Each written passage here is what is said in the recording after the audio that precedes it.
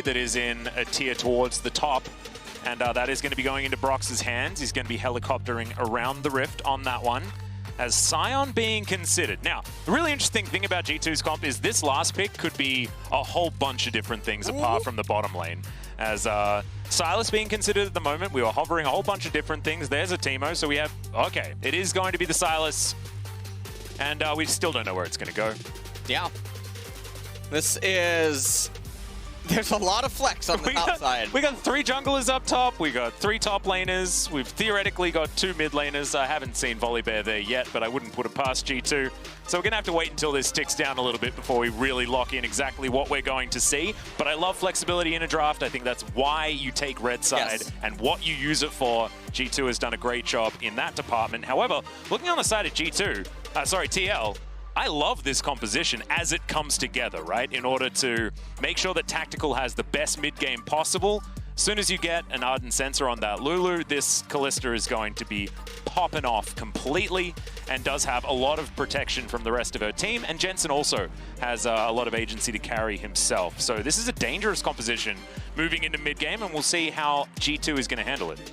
Yeah, and we'll see what TL is going to be able to manage to do here and how they're going to try to get ahead and get their advantages going here in the early stages of the game. Because of the dynamic of mid lane and bot lane, unless we see some Hail of Blade shenanigans and Ekko getting some really insane trades off on Syndra early on, it should be a surety that TL actually gets control over the initial dragons, unless something goes miserably wrong for them in the early stages of the game. The mid game is going to be the most telling. I feel like that's where TL's team composition is going to be the most explosive and also the most oppressive, because the items that Kalista and Lulu and whatnot, Hecarim skipping jungle item, just going straight into Trinity Force, they come online a lot faster than G2. And there's that small timing window around 3rd and 4th dragon that should spawn where TL should be favored. That doesn't happen, G2 should almost always walk away with the game. Well, we'll see whether they can make that one work out for them. I actually feel like, as far as well-roundedness is concerned, and with game, like, the way that you, like, win conditions in mind, I feel like TL's composition on paper looks very, very good.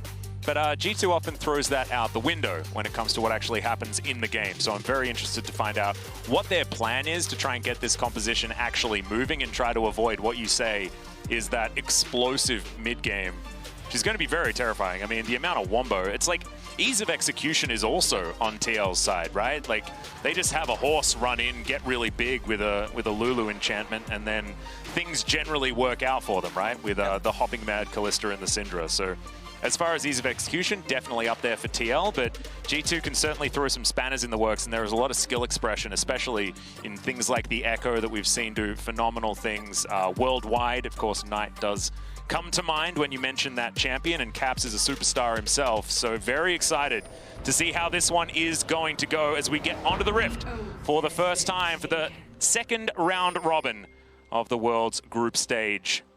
Absolutely beautiful skybox as well, I have to say. We've had some great ones, but I really like this cityscape. It's absolutely stunning. As Jensen putting an orb down with Faker's skin in hand. Of course, Faker's not going to use it. You may as well use it yourself, guys. That's how it works. Well, as we're taking a look at the runes, it's not going to be the Hail of Blades on Ekko. It will be the Electrocute. And so we'll see how the trade patterns do unfold. You have Airy up there in top lane for impact. Yeah, I'm going to give you a lot more trading power. No real surprises. Looking down those keystones, of course. Apart from Mickey going back to his Hail of Blades Tahm Kench. Absolutely love it. Very similar to the Hail of Blades Brahms that we were privy to over here in the LCK. Works very similarly, just means that you can eat faster. And a gentleman like Tahm Kench, who does have a food-related skin, probably loves that. And Mickey using the correct skin as well. This is the Hail of Blades Tahm Kench skin, the MasterChef one. So PerkZ going to take half of his health bar and damage. Tactical taking a bit back, but still a great trade for TL. And our eyes are going to be on Tactical. This guy does the majority of his team's damage so far at Worlds, even if he is such a young gentleman on this roster. A lot of it, of course, having to do with CoreJJ. And just how good he is as Haymaker comes down. Mickey taking a lot of damage here as there is some biffo towards the bottom side of the map. Well, definitely a lot of trading going on here. Also, Exhaust versus Ignite is what's currently present. Looks like Mickey and PerkZ, they're really trying to get this level 2. As Get it, yeah. Yeah, it's going to be very, very similarly timed as Tactical's going to miss that CS, and Mickey's just going to lick CoreJJ a little bit. A little bit of a tongue work there. Yeah, it was. I liked it. And we can see on the jungle, Jankos already looking to get a little bit aggressive. Ooh, yeah. He's gonna, ooh. That is high value. Okay. That Storm Strike. Broxah does get the big one though, so not too worried there, as Jankos just going to make sure that this horse is well and truly in the stable of his mid lane. He's protecting that ward.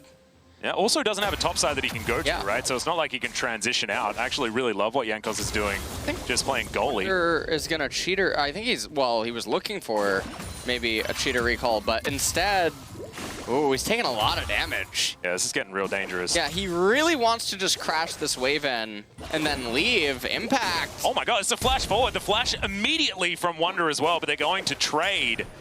That means now both junglers, their ears prickling at this top lane flashless situation. Yep. No one going to die just yet, as Wunder does actually have a decent CS advantage, having shoved that wave all the way forward. Right, so he gets the reset off with 18 CS, so he only has enough for Darksteel plus the control ward. Gonna teleport back into the lane, and now the question becomes is how long can Impact sustain inside of the lane with just the Biscuit and his current HP and mana value?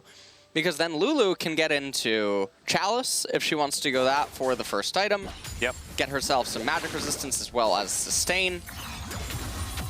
Yeah, a lot of these Lulus really like to get towards the swiftness boots as well, quite early on. As, of course, Noguri debuting this top Lulu here at Worlds demonstrated that one. Definitely a very supportive build for this particular champion, which is going to work out extraordinarily well for the TL composition as they move closer and closer to these team fights. Currently, TL do have a slight gold advantage, but it's absolutely nothing to write home about. As Wunder will be taking the Rift Scuttler here to deny that one away from Broxah. And I feel like since Hecarim came back into the meta, this has happened so much more. People have figured out that you just need to take camps away from the horse, and then he doesn't have nearly the amount of value that he had when he sort of re-debuted here in the jungle. It's just sort of like going back into the playbook, very similar to, you know, Evelynn playstyles and things like that. When she's meta, she's easy to understand, but if you surprise people, then it's sort of hard to get that muscle memory sort of back, which is why some of these cheesy picks can work out very, very well. Of course, not calling Evelynn cheese, she's extremely strong at the moment. But if you can make people have to readjust how they play the game, it's definitely a good idea. As Brox is going to sneak in towards the top side. Not sure how a hooved animal is able to sneak, but he did manage to do so. This is interesting because you can see the Impact doesn't really need that much assistance. The only reason for Broxah to ever be doing this is if they anticipated that Jankos would come on this wave. And you can see Wunder, he's threatening a freeze. And this is really problematic because the cannon minion is coming. So this can end up going indefinitely depending on how Impact and Wunder both manage their waves here. Jankos going to move into the brush now. This is really scary because there's not a lot that they can deduce from anything. Impact not even level 6 yet. Yeah, there's Storm Strike, half the health bar now onto Impact. That looks like they're going for the dive. Great stun comes out and First Blood's oh so easy for G2 topside. And that's really bad because no teleport for Impact. This is a nightmare situation for him right now. He's missing so many minions and he's already CS capped up there in top lane. So Wunder with a fantastic advantage. Also, he got the kill, so his Darksteel getting a little bit of AP. Ooh, there we go. Added value. Added value on top. You really got to look at that. This is why you're the lost salesman. This is, you know, I mean, the war on Boris, it rages on. I know. Every single day. Yeah. As Mickey and PerkZ back down to here towards the bottom side. In fact, there are a couple of members extra for G2 as the slows down onto CoreJJ. Immediate flash out from Tactical. Ooh. He's down to 2,500 health, but they turn it onto Mickey and grab that kill. Tactical's definitely dead, but he'll be typing worth in all chat, absolutely, after that trade, especially with the amount of resources invested by G2. Yeah, and CoreJJ able to retain both of his summoners as well during this. Jensen, now, as we take a look into mid lane, he has a little bit of an XP advantage, it seems, over Caps. Not super big. Well, Cap's actually going to go aggressive here as Wunder comes around. Broxah a little bit late to this party and only level 5. As Caps is going to successfully get the flash out of Jensen.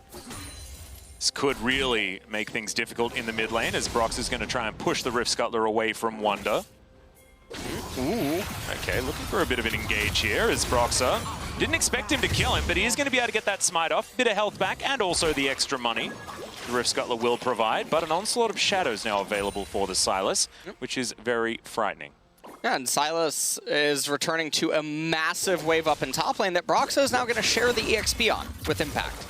And I'm scratching my head as to how we've arrived at this CS on Broxah. You can see all of his camps are up. And just the pathing that's coming out, overall, a little bit questionable. And Jankos, who's been able to be in multiple places now at the same time, he's also still retaining a slight CS advantage. He's now invading. He's going to steal away some of Broxah's camps. And this is a pretty doomsday scenario if you're the Hecarim. You don't want to be this stunted and stifled inside of the jungle because he's such an integral part to their hard engage when it comes into mid-game. But also, because he's been constantly set on the back foot, and because of the stuff that's been happening in mid lane, the neutrality down in bottom, TL hasn't been able to threaten any sort of dragon shenanigans. And so, the game state for them is in a really awkward spot. Yeah, in fact, no one's really looked at the dragon at all so far this game. G2 has pushed that gold lead back just a little bit with that extra kill. Is now Tactical having to deal with a big old bear running down here. Caps will turn up. Phase dive on top of the Kalista as Fate's Call comes down. Only a single knockup, but CoreJJ an amazing face breaker before he goes down. It is 2 kills for G2, and they have started this one off early as Impact now in trouble. Chain Lash comes through as Wunder's going to flash. For some reason, just exciting stuff. Sometimes you just want to press your buttons. He doesn't want to get help pixed and then chained with It was also very close to turret range, yeah. So maybe that was an adjustment there. But yeah, help picks certainly a thing that would have been his death. Some exciting top lane stuff though. Okay, PerkZ caught in the shot just a little bit as Jankos is here. Onslaught of Shadows comes down as PerkZ is definitely dead. He's going to throw out a volley in some direction, but he flashes away and will survive. Oh no, CoreJJ, will he have enough movement speed from the Q? That's the question. Doesn't have flash, of course, wants to oh, the facebreaker max range! And the Haymaker will secure the kill. CoreJJ saying, well, you're not gonna take it, I will. Well, that is a very big pickup though, because now Ashe, it's not just that she dies. It's that she's missing a cannon wave that's now gonna go into the turret, and Tactical gets all of this XP, all of this solo golden farm, just allocated right into himself. It's a really big thing for TL after what just happened in bot lane. Yeah. And now, okay, well, Scuttlecrab gonna be leashed over, so more bad news bears. Yeah, bad news horses more than anything else, as they are going to try and get some retribution here, moving 3 members up this river. Tactical slightly avoiding the tongue lash there, as the Cloud Drake continues to stay lonely and asleep in his pit. Broxah will finally take a camp or 2 here on the bottom side. Does have his Wolves and Gromp available. We'll see whether that's going to spell Team Liquid heading towards something like one of these neutral objectives. Probably going to be aiming for utilizing their team fighting strength at about the 15 to 20 minute mark, something like that. The closer to 2 items you are, the better this composition is going to be. As Impact just trying to hold on here. Has been put pretty considerably behind, especially in farm. 15 CS going to be that gap as Sylas continues to put on the pressure. This pick working out very, very well as Rift Herald has been started. Shelly just going to be fighting the bear here just a little bit as Tactical finds himself without too many friends towards the bottom side as he's down extraordinarily low, and PerkZ will pick up that kill. Some great health to eat there from Mickey as Impacted teleported, but way too late, and they're going to lose everything. Yeah. And just very unfortunate situations constantly popping up every couple of minutes for TL right now. All the small little edges that they do get at some points in bottom just end up falling away pretty quickly again. G2 now, they're going to take the turret plates. They have the Rift Herald. They're going to be able to summon it. It just looks like what's happening this game is that it's pretty much a lane kingdom everywhere. Mid lane, you can say that Sir Jensen is ahead in CS. Well, he's supposed to be. Yep. As well as Caps has gone places to make things happen. But the early pressure wasn't there to be able to translate into anything meaningful, and so the Ekko just got to coast by entirely for free. And the longer that this game goes on, it's only going to get worse. We're at a 3,000 gold lead. Shirley is about to get a second charge here onto the top tier 2, and things are just looking disastrous because TL, who it's so important that their items came online faster and that they team fight sooner than their opponents and they look for those things, aren't going to be able to do it because G2 is actually hitting their item spikes faster than TL. Yeah, and this is also like a genius time to make moves like this for G2. It's just before Team Liquid have managed to get to those spikes where they do want to get to some of these team fights around the objectives, and instead trying to put TL as far behind and as far away from that moment as possible, as PerkZ doesn't quite have the arrow. It's finally up as Wunder's turned up. Oh! There's the onslaught of shadows, but it's not the one coming from TL, and 2 very swift kills out of G2. This could be the beginning of the end for Team Liquid, as Caps not able to find the parallel convergence, but that would have just been the cherry on top. Well, able to get the ghost at the very least. More turret plates now going to go down here in bottom, and this is a massacre. Yeah, that we are absolutely witnessing. I think this needs a mature audience warning. People tune into the stream. I didn't check out the rating actually beforehand. Maybe we'll need to do some adjustments. You're absolutely right, as PerkZ going to come through, try and grab this last turret plate before it falls down in 10 seconds time, and he will do so. 460 gold in the back pocket. He's 3-1-3. Guy has been doing a hell of a lot of stuff around this map, despite that one whoopsie from earlier on. Immediately hijacks the onslaught of shadows. Does Wunder. Zach's replay just demonstrating how good G2 are at these early game skirmishes and team fights that they can orchestrate for themselves, because they needed to with this comp. I just love how G2 have managed to navigate how their comp works in this earlier stage. Yeah, I mean, they're up 5,000 gold exactly at 14.5 minutes. I mean, things are just looking fantastic for them. Everything is just going super well. I wouldn't be too surprised to just see a Magi Soulstealer, the correct book, actually be picked up by Caps here in just a short moment. Impact is just so far behind inside of this game from where he would ideally like to be. And also, I mean, the Lulu's not supposed to lose a lane like this, right? Like, Lulu is there to be a bully. She always has been. But this Sylas certainly working out very, very well. It's an okay matchup. Of course, Sylas was picked into Kennen a lot of the time. This is a pick that is pretty good into some of these mages towards the top side. And Wunder is just demonstrating exactly how good at this point in time.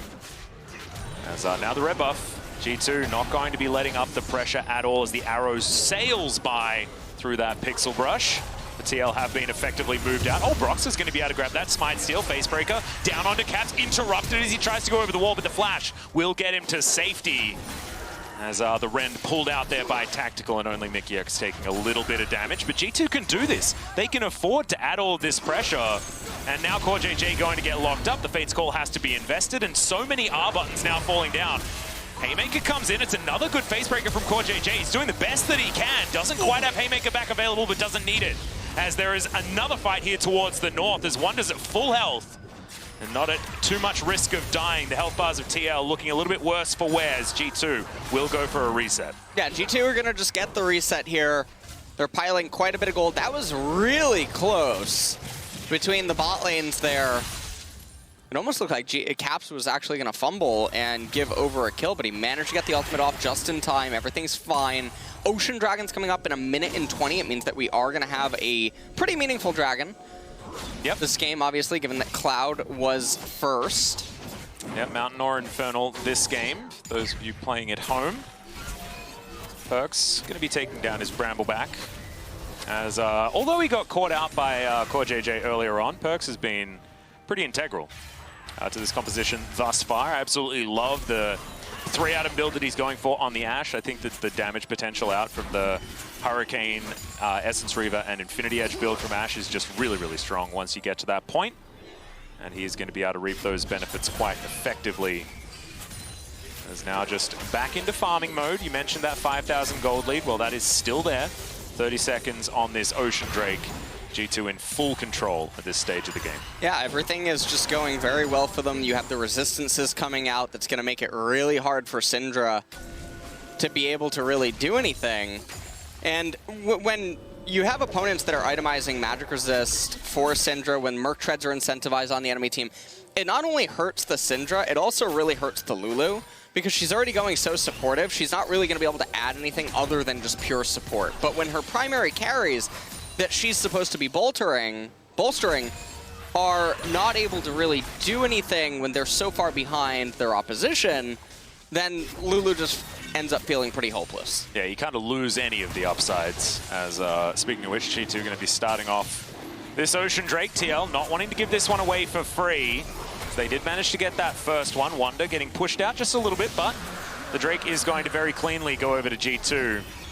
And the arrow not going to connect there onto Tactical, who walks intelligently towards Wunder as Caps is going to close the gap. CoreJJ over with the Hex Flashes. Now Broxah looking to get into that back line. He's by himself though, and he gets put underneath the turret. Oh dear. As that's a decent facebreaker out from CoreJJ, trying to salvage this fight, but you can see in the health bars that it's not going well for Team Liquid. Jensen underneath his turret, but that is not as safe as he's otherwise like it to be. Impact doing a decent job there, but even the Storm ripping him apart as Wunder gets underneath the turret and takes down the Lulu. And now G2 will be able to take down this outer turret in the mid lane. 10-2 in kills. This is getting towards a shellacking. Oh, this is a massacre in the making right now. G2, they're up almost 8,000 gold.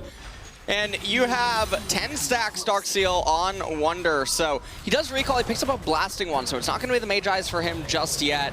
Everyone on the side of G2 is just so far ahead. Yeah, I have to give it to Wunder though. Being able to choose exactly the right ultimates at a moment's notice, that showstopper, absolutely amazing. I mean, Broxah probably shouldn't have gone that deep. Oh, I know Hecarim's love doing it. We've all had one in the solo queue, but that was he had a hot date. Insult to injury as we're going to have a look. He can see that Sett ultimate, the angle is perfect to just superplex him right into the turret.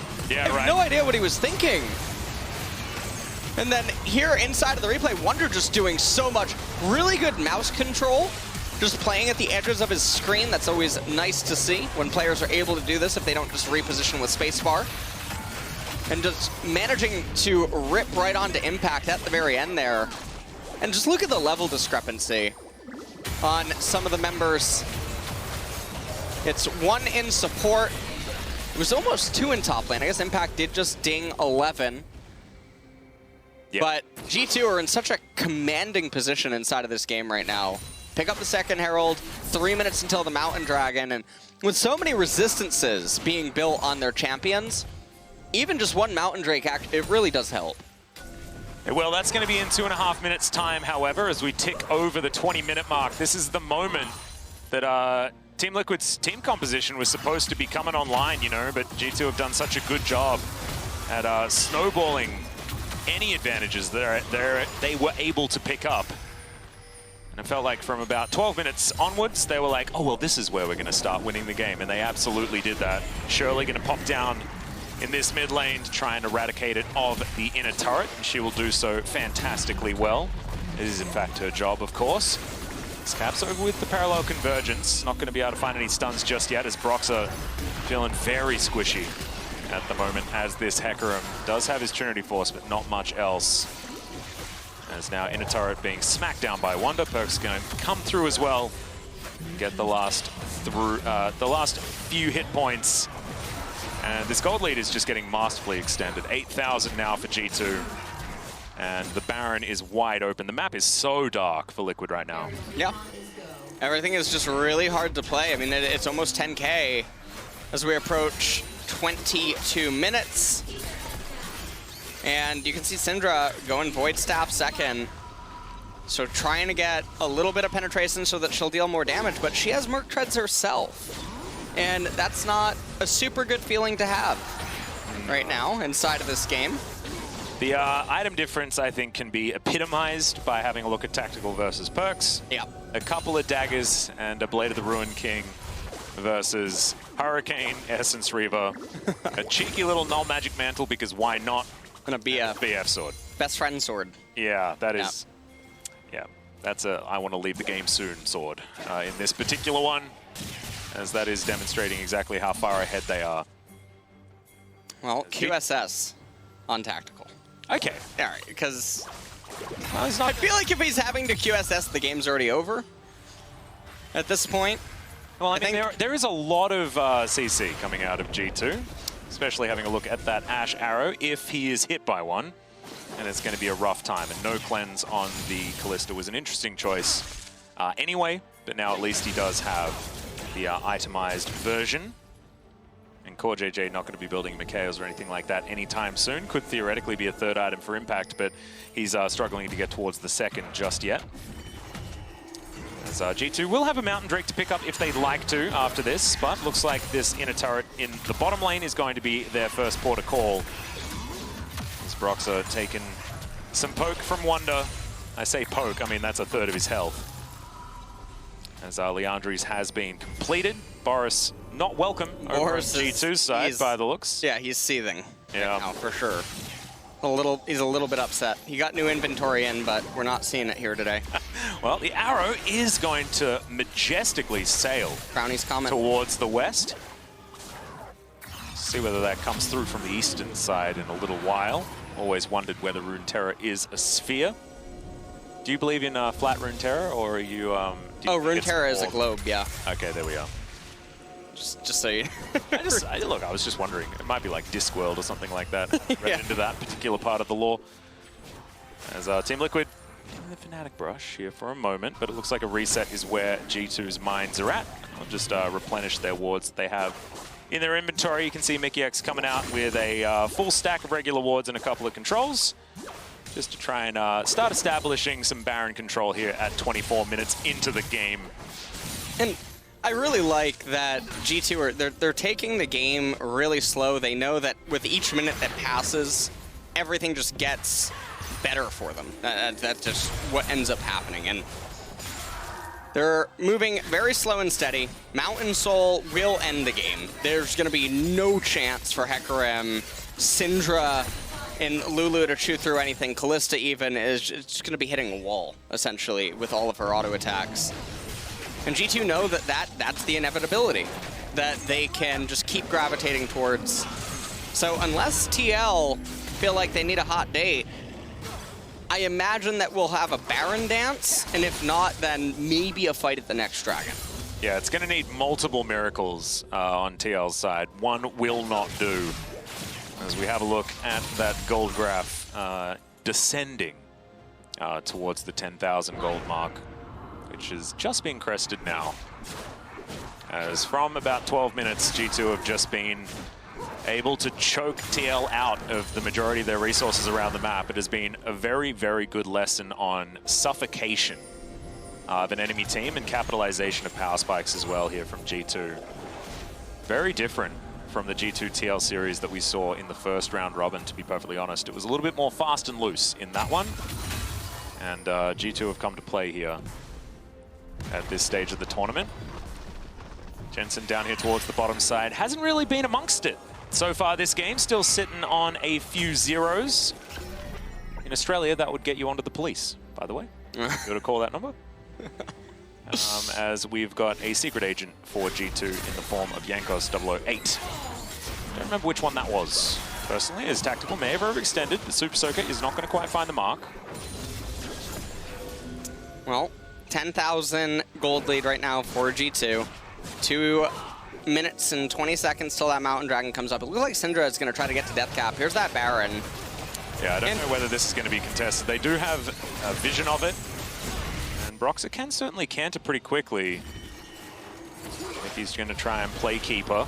Ooh. Arrow's going to connect. That should buy them a fair bit of time, but Broxah very quick, can get over the wall, of course, as Wunder with the blast cone. Impact in trouble. Chain Lash will land as Jankos diving on in, but he might have been a little bit overextended as he is going to be taken down very quickly. Wild Growth onto CoreJJ to keep him alive, but there is the hijack onslaught and shadows, and I feel like the wallets are too heavy on the side of G2. 2 kills already, make it a double for PerkZ now as Tactical is doing the best he can, but it is not going to quite be enough. Triple kill for PerkZ, that's the ace, and this should be the game for G2. This is definitely going to be the game. I think the death timers are very high. And with these characters being the ones that are remaining, I think it's almost, it's probably a surety that this game could definitely end. But G2 actually looking like they might just go for double inhibitor.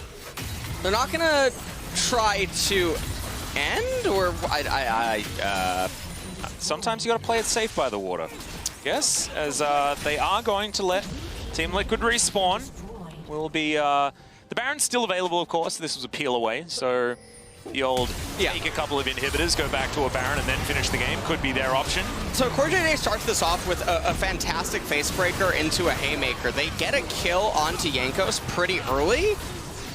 And then, like you were saying, Atlus, the wallets are just way too big. G2 so far ahead in gold and everything else, and PerkZ gets the triple kill for himself. So at the end of it all, we're still inside of this game, but that was a glimpse of how the teamfight looks right now. It's only going to get worse. And if Jankos was able to live longer, more problems would end up arising. He looks like he's building towards Locket of the Iron Solari. Yep. So Boris definitely fuming. Yeah, he's upset. As Cap's going to turn up, tactical, dancing around, but able to get a lot of damage there onto Caps. The arrow is going to miss. There's the Fate's Calls, Facebreaker onto just one, but you can see PerkZ is just melting CoreJJ right now. It is going to be tactical taken down at the beginning, and that is disastrous. Scatter the Weak for a couple of stuns, but the follow-up just isn't there unless you're talking about G2. Impact caught out of position. He'll go down, he'll sacrifice himself for the good of Broxah and Jensen, but I don't know whether it's going to quite be enough as those chains very, very close. Caps just says, nah, flashing on you, mate. And he is going to be able to take down the Syndra. Only Broxah alive as G2 are going to push through for the final time. Well, it does look like G2 are going to clap back in the game here. And from start to finish, they were just in total control of the game. Yeah. Pretty much all of the laning phases inside of the jungle. Jankos was just... He was running a bit of a clinic on Broxah, and just the ability to influence more of the lanes as well as gain intel on Broxah and things of that nature. So G2, I think they show up the way that people expected them to the first time these two teams encountered. Yeah, this is, I think, what a lot of people were expecting out of this particular matchup. G2 just so good on the international stage just in general, but they sometimes do have those for fun games. And that felt... The last matchup between these two teams certainly felt a little bit more like that, whereas this was 100% business. Yep. This was a G2 that, despite the fact that there were certain positives about the TL draft, G2 were just able to dissect it, and they decided, okay, we need to make sure that we stop the Hecarim from getting any farm. Check. Jankos got on that one very, very early, but I think Wunder also outlaned Impact very, very effectively there towards the top side of the map, and also held on to his advantage so beautifully as that game went on. I think that was definitely, if I was going to be the one giving the player of the game, mine would 100% go over to Wunder. The Sylas performance was just so good. Yep. Completely agree with you. I think that Caps also did a really good job. I mean, we're getting selective camera pans to mid lane, but the fact that Syndra wasn't doing anything, I don't know if that's more just Jensen, but given that there's not enough camera pans, I'm going to have to assume Caps was probably partaking in it to some degree. Also wasn't letting the Syndra out of the lane at all. Yeah. So it sort of wasn't on Jensen. He couldn't actually impact that game very much at all. But we'll be back for March eSports versus Sooning after our Spotify song break. When you're listening to Takeover from League of Legends official play